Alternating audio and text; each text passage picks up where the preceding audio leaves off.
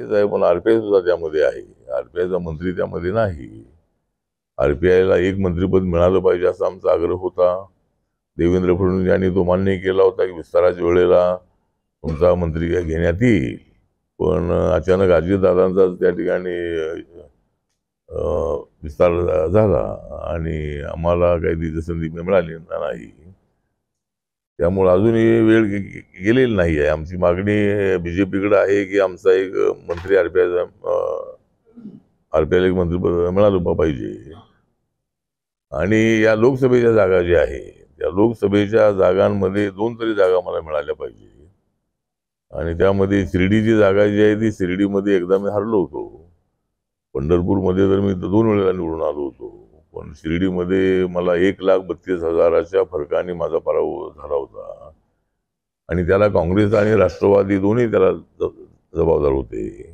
ज्या ठिकाणी राष्ट्रवादीची ताकद होती तिथेही मी मायनसमध्ये होतो. आणि बाळासाहेब विखे पाटील यांना जर माननीय शरद पवार यांनी अहमदनगरची जागा दिली असती तर मी निवडून आलो असतो आणि ते निवडून आले असते. पण राष्ट्रवादी काँग्रेसने त्या ठिकाणी एक चुकीची भूमिका घेतली आणि बाळासाहेब विखेंना काय आम्ही तिकीट देणार नाही असं त्यांनी भूमिका घेतल्यामुळं शिर्डीची जागा हरली आणि नगरची जागा हरली. तर आणि माझ्या पराभवाला जास्त जबाबदार कोण असेल तर ते राष्ट्रवादी काँग्रेस तर आहेच आहे. पण काँग्रेस पक्षानेही मला त्या ठिकाणी मतदान केलं नाही. आणि म्हणून माझी इच्छा आहे की शिर्डीमधून निवडून आलं पाहिजे. मी त्याचा लोकसभेतला माणूस आहे. पण मी 3 वेळेला लोकसभेमध्ये होतो आणि 4थ्या वेळेला मला शिर्डीमध्ये जाऊन मला हार पत्करावी लागली. जर कदाचित मी माड्यामध्ये उभा राहिलो असतो तर मला इथल्या जनतेने माझ्यावर प्रचंड प्रेम केलेलं होतं. 10 वर्ष मला त्या ठिकाणी रिप्रेझेंटेशन करण्याची संधी दिली होती. परंतु तो मतदारसंघ जनरल झाल्यामुळं मीच विचार केला की शिर्डी रिझर्व आहे तर त्या ठिकाणी जावं. आणि बाळासाहेब विखे पाटील हे सातत्यानं माझ्या संपर्कात होते आणि मी तिथं उभं राहावं अशी त्यांची इच्छा होती. पण त्या बदल्यामध्ये त्यांना नगरची जागा हवी होती आणि ती नगरची जागा न दिल्यामुळं इकडं बाळासाहेब आणि त्यामुळे या दोन्ही जागा हरलेल्या होत्या. तर आता आरपीआयला 2 जागा मिळाव्यात. एक सोलापूरची जागा एक आहे आणि पंढरपूरची आपल्या सोलापूर जागा आणि जी शिर्डी जागा आहे. 2 जागा आरपीआयला मिळाल्या आणि त्या निवडून आल्या तर आमचा पक्ष रिकग्नाइज होऊ शकतो. आमच्या पक्षाला सिम्बॉल मिळू शकतंय. त्यामुळं तुम्ही 3 पक्षाचं सरकार म्हणतायत पण तिथं आरपीआय सुद्धा हे त्याने आठवणीत ठेवलं पाहिजे. कारण माझा पक्ष आरपीआयमध्ये जर किती गट असले तरी माझा गट आहे गावागावाशी माझा संपर्क आहे. गावागावामध्ये मला मानणार आमच्या पक्षाला मानणारे लोक आहेत. आणि त्यामुळं महायुतीच्या नेत्यांनी थोडंसं आरपीआय सोबत आहेच आहे. पण आरपीआयला काहीतरी जागा देण्याचा विचार करणं आवश्यक आहे. असं म्हणतात की भाजप हा वापर करून घेतो आणि काम झाले की टाकून देतो अशी त्यांची भूमिका आहे. आपलं काय मत आहे? आपण देखील एक महायुतीचे घटक पक्ष आहात. नाही, माझं तसं काय मत नाही. म्हणजे आता भाजप वापरून घेतो असं काय म्हणता येणार नाही. आता महादेव जानकर हे पण मंत्री 5 वर्ष राहिलेले. त्यांनी फार आग्रह केल्यानंतर त्यांना कॅबिनेट मंत्रिपद मिळालं. माझाही पक्ष होता तरी माझ्या पक्षाला एक राज्यमंत्रीपदच मिळालं होतं. पण महादेव जानकर त्यांच्या पक्षाचे राष्ट्रीय अध्यक्ष आहेत म्हणून त्यांना ती संधी देण्यात आली होती. बच्चू कडू हे सुद्धा मंत्री अगोदरच्या काळामध्ये होते. त्यामुळं भाजप वापर करून सोडते असं नाही आहे. ज्यांना जायचं असतं ते तर जातात. पण माझा अनुभव आहे की माझा पक्ष संपवण्यापेक्षा माझा पक्ष मी वाढवलेला आहे. म्हणजे उद्धव ठाकरे म्हणतात की भाजपवाले पक्ष संपवतात. तर भाजपवाले पक्ष संपवत नाहीत, तुम्ही पक्ष संपवलेला आहे. तुम्ही जर उद्धव ठाकरे तुम्ही आमच्यासोबत आला असता तर पक्ष संपला नसता. तुम्ही त्या पक्षाचे मोठे नेते राहिला असतात आणि तुम्ही मुख्यमंत्री व्हायला नको होतं. तुम्ही मुख्यमंत्री झाल्यामुळं लोकांमध्ये थोडीशी भेटत नाहीत, अमुकच नाहीत तमुकच नाहीत अशी चर्चा झाली. पण उद्धव ठाकरे यांच्याबद्दल मला त्यांच्याबद्दल स्नेह आहे. ते माझे चांगले मित्र आहेत. बाळासाहेब ठाकरेंच्या शेवटच्या काळामध्ये आमच्या शिवशक्ती भीमशक्तीच्या माध्यमातून ते आमच्या जवळ होते आणि मला त्यांनी उपमुख्यमंत्री करण्याची ऑफर दिली होती. ज्यावेळेला भाजप आणि शिवसेनेमध्ये फूट झाली होती त्यावेळेला त्यांनी मला डेप्युटी CM तुम्हाला बनवतो किंवा तुम्हाला हे आपले आनंद गीतेचं जे मंत्रिपद आहे केंद्रातलं अवजड खातं जे आहे आपलं हेवी इंडस्ट्रीचं खातं आहे ते तुम्हाला देतो, पण तुम्ही आमच्या सोबत या. तर मी बोललो की मी तुमच्या सोबत येणार आणि सरकार काय येणार नाही, मग मी उपमुख्यमंत्री होणार का काय? त्यामुळं मी तुमच्याकडे येऊन तिथं उपयोग नाही आहे. आणि तुम्ही इकडं मला मंत्रिपद देतो म्हणताय, पण तुम्ही BJPच्याला तोडलेलं आहे आपल्या असेंब्लीमध्ये. तर ते आनंद गीतेला तिथे ठेवतात की नाही माहीत नाही.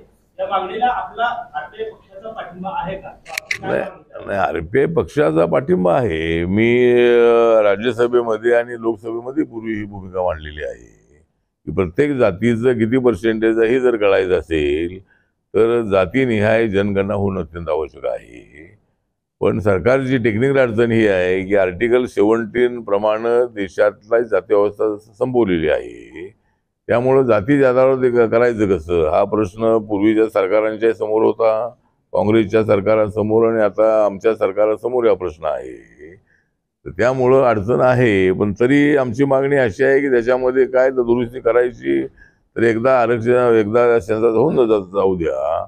आणि आम्हाला जे आरक्षण मिळते 15% आणि 7.5% दलित OBC आपल्या दलित आदिवासींना ते आमच्या टक्केवारीप्रमाणे आम्हाला मिळतंय.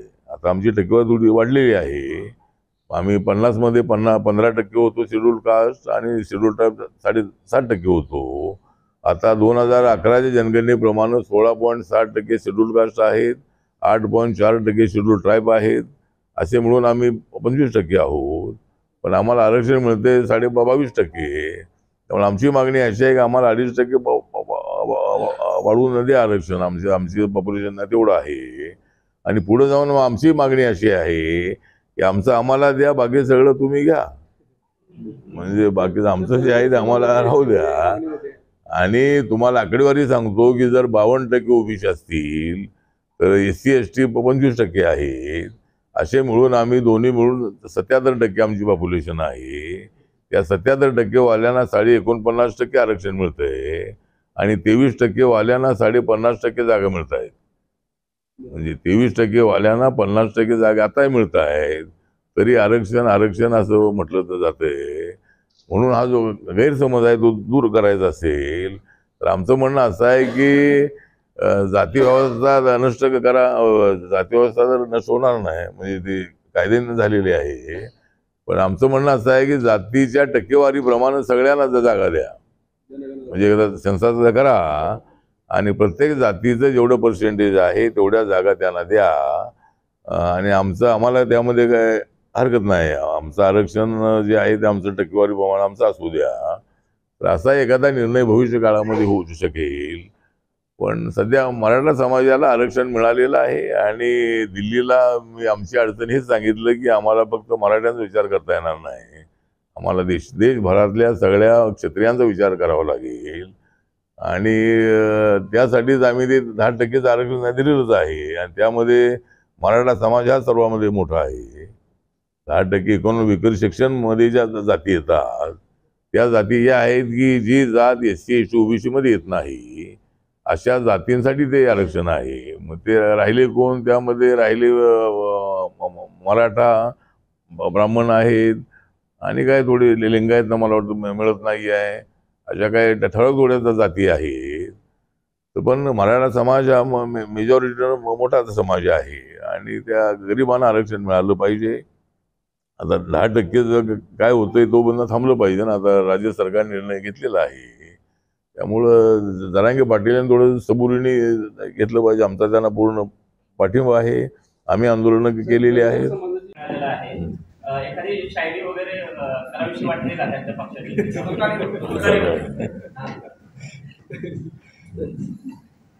म्हणजे आता जे आता बघूया आता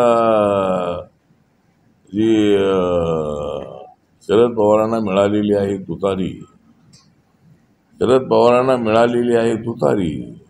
बघूया गावागावाची किती ऐकणार आहे म्हातारी. त्यामुळे ठीक आहे, म्हणजे तुतारी मिळालेली आहे, सिम्बॉल चांगला आहे त्यांना सिम्बॉल जे मिळालेलं आहे ते चांगलं सिम्बॉल आहे. पण यांच्या चुकांमुळं ते त्यांचं घड्याळी गेलं आणि यांचा धनुष्यबाणी गेला. तो काय बीजेपीमुळे गेला असा आरोप आहे, तो अत्यंत चुकीचा आहे.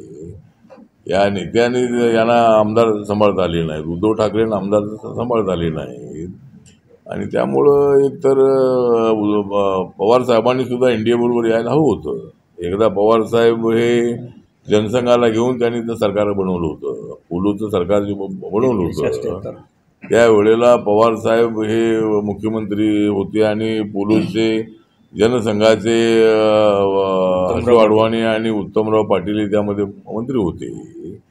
तर पवार साहेबांनी एवढा देश गतीने पुढे चाललेला आहे आणि जे लोक सत्तेत राहिलेले आहेत त्यांनी सारखी विरोधकांवर आग पाकड करणं बरोबर नाही आहे.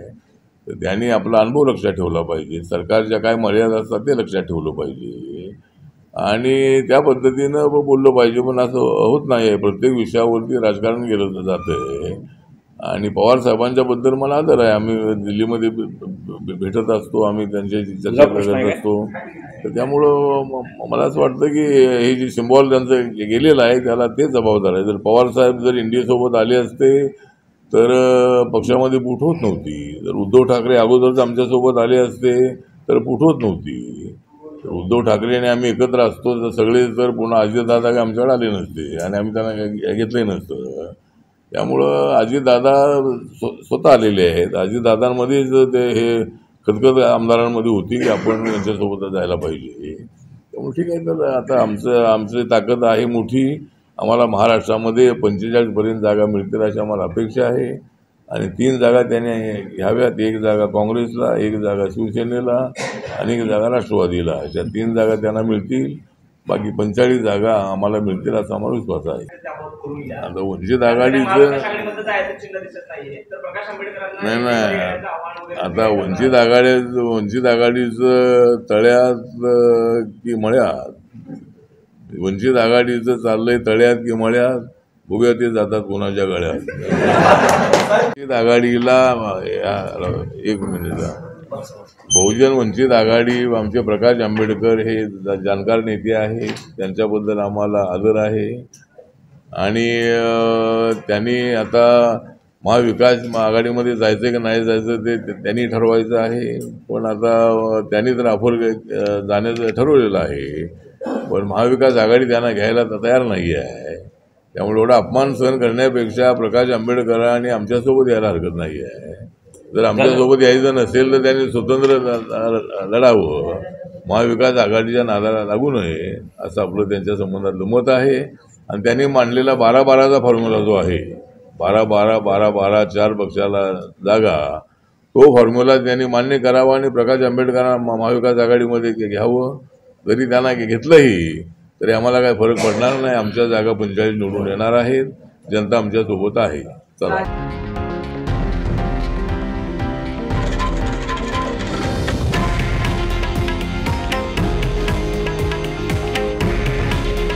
हे आहे देशातील नंबर 1 न्यूज नेटवर्क आणि आपण पाहत आहात TV9 मराठी.